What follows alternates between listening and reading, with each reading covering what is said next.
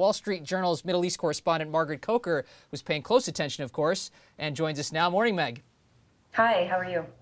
So, Lee, in the last segment, he sort of mentioned this, but one of my favorite tweets of the night was actually from NBC's Chuck Todd, who said, rhetorically, who is the hawk and who is the dove? It was kind of hard to spot. I mean, did you find it tough when it came to the Middle East to spot big disagreements?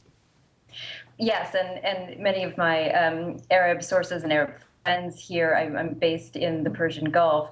People were watching with sort of disbelief because they've been watching very hawkish language from Republicans and Mitt Romney in particular when it comes to Middle Eastern issues, Iran, Israeli security, Syria. So there's been a lot of rhetoric that people have been cringing about here. Nobody wants another war in the Middle East, and nobody's looking for America to come swooping in with their army again to invade another country. So people were relieved by the change of tone that they saw in Mitt Romney yesterday, and sort of perplexed about how much agreement it seemed to be on those major issues that are important for people here in the region. Mm-hmm. It was notable how many times Mitt Romney sort of agreed very pointedly with the president on drone strikes in Afghanistan and Pakistan, for instance. He said, quote, "I support that entirely." Speaking of drone strikes, on Syria, Romney tried to, criticize Obama, but he clearly doesn't want the U.S. troops drawn into the conflict. You mentioned Iran. He said he likes sanctions and would tighten them, and then he actually spoke of diplomacy. You don't. I mean, it's normally when you get a Republican, they like to scoff at diplomacy sometimes. Score points against, say, the United Nations diplomatic policy in general. But we just didn't get that last night. Right, and many Arab policymakers were quite relieved, quite frankly. I mean, when in the run-up to the Iraq War in 2003, there were lots of people here in the region that were warning against the U.S. going to war and the U.S. invading. And for 2, 3, 4 years after the invasion, Arab diplomats spent years telling Washington policymakers, "We told you so. It was going to be a big mess here." There's been a lot of back channels between Arab governments, Arab capitals to Washington saying that invading or attacking Iran is going to start from their point of view. Also, the Americans putting boots on the ground in Syria is going to be a disaster. So maybe Mitt Romney has been coded in on some of these back channel conversations, but in whatever case, Arab diplomats in particular were very pleased with what they saw was a softening of rhetoric yesterday. If they do not meet the demands of the international community, then we are going to take all options necessary to make sure they don't have a nuclear weapon. Governor. I think from the very beginning, one of the challenges we've had with Iran is that they have looked at this administration and felt that the administration was not as strong as it needed to be. I think they saw weakness. Mm-hmm. Talk about Israel, policy towards Israel, for instance. Now, Bob Schieffer, the debate moderator, asked at one point a very pointed question about Israel calls up the president, "Our planes are on the way. We're going to strike Iran. What do you do?"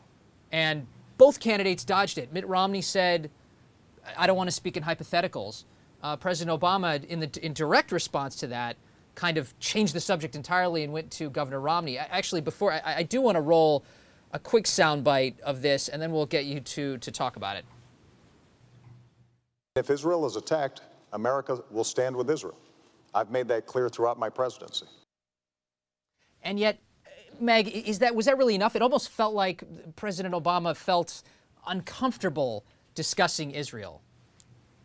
Well, I'm not in Israel right now. I did, however, live in Jerusalem for 5 years, covered that story quite extensively. And right now, I think the mood in Israel is very mixed itself about what to do about Iran. There's plenty of people in Israel that think that politicians, the prime minister there is trying to score cheap political points by ratcheting up his own hawkish language against Iran. So I think the responses that you see from the two U.S. candidates last night sort of match exactly what Israelis think as well. Nobody in Israel believes that that the U.S. is actually not going to come to Israel's own defense. Nobody's quite sure in Israel what's the best course of action to take against Iran. Different politicians have different answers to that question. And so in a very conflicted hypothetical situation, I don't know what else the presidential candidates could have done except dodge. You would have lost votes on,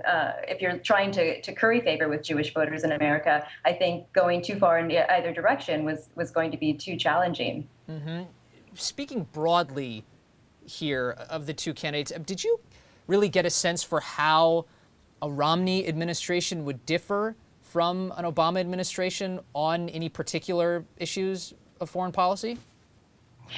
Regarding the Middle East, which is the place where I'm specialized, I didn't see any major differences. There's, in terms of the big regional fears here, Iran getting a nuclear weapon. Arab countries are also afraid of this hypothetical. The Syrian conflict spilling over into other Arab countries and destabilizing the whole region. The Palestinian issue, that one didn't come up very much in terms of the talking points, but in terms of how the Arab world sees U.S. foreign policy, I think that they have broadly accepted the path that Obama has forged, in that the White House has tried to go along with popular opinion here on the ground rather than being too interventionist or too militant. And so the tone taken from last night matches, I think, what many Arabs would like to see coming from the next administration. Okay. Meg, thanks so much for joining us this morning.